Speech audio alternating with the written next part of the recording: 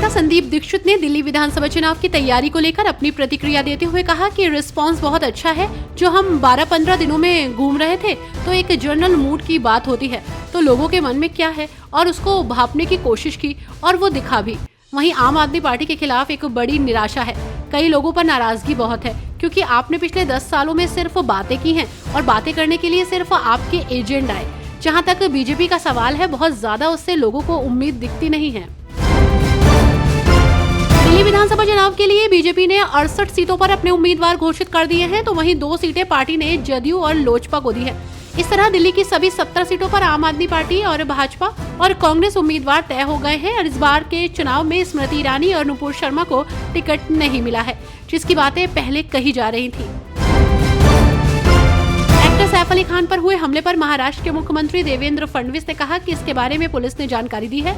ये किस तरह का हमला है, सभी जानकारी पुलिस ने दी है। ऐसा कहना कि मुंबई असुरक्षित है, ये गलत है। मुंबई पूरी तरह से सुरक्षित है। किस प्रकार की मंशा से ये हमला हुआ है, सभी चीजें जल्द ही सामने आएंगी।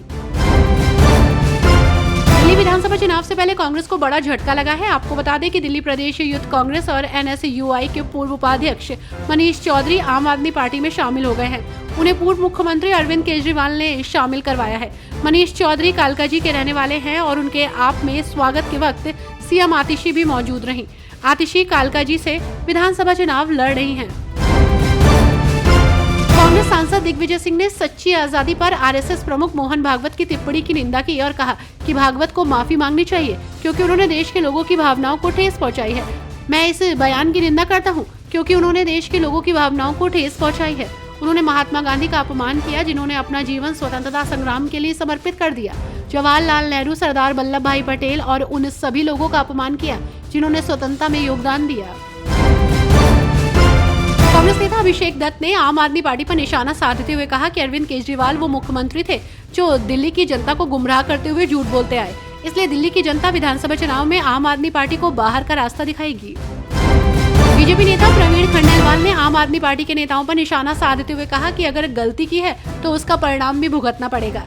वहीं अरविंद केजरीवाल की राजनीति पर अपनी प्रतिक्रिया देते हुए कहा कि उनकी समझ में नहीं आ रहा कि वो किस तरह से चुनाव लड़ रहे हैं। उन्हें एक ही तरफ नजर आता है, वो है दिल्ली की बदहाली, घोटाले, झूठ, फरेब और धोखाधड़ी।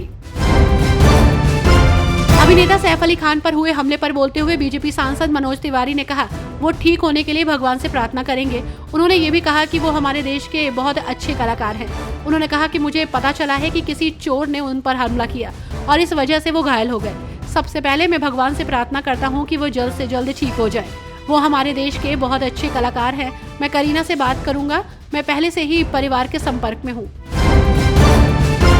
बीजेपी प्रवक्ता शहजाद पूनावाला और आप के प्रवक्ता ऋतुराज झा एक डिबेट में शामिल हुए।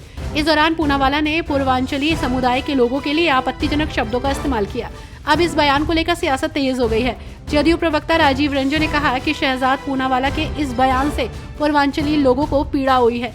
उन्होंने बीजेपी से पूनावाला के खिलाफ कार्रवाई की मांग की है। हरियाणा राज्य महिला आयोग की चेयरपर्सन रेणु भाटिया ने बीजेपी नेता मोहनलाल बडौली और रॉकी मित्तल पर लगे दुष्कर्म के मामलों पर अपनी प्रतिक्रिया दी है। उन्होंने कहा कि अभी तक उनके पास कोई शिकायत नहीं आई है। साथ ही उन्होंने जिंद के पूर्व SP सुमित कुमार पर लगे यौन शोषण के आरोपों की जांच पूरी होने की बात कही।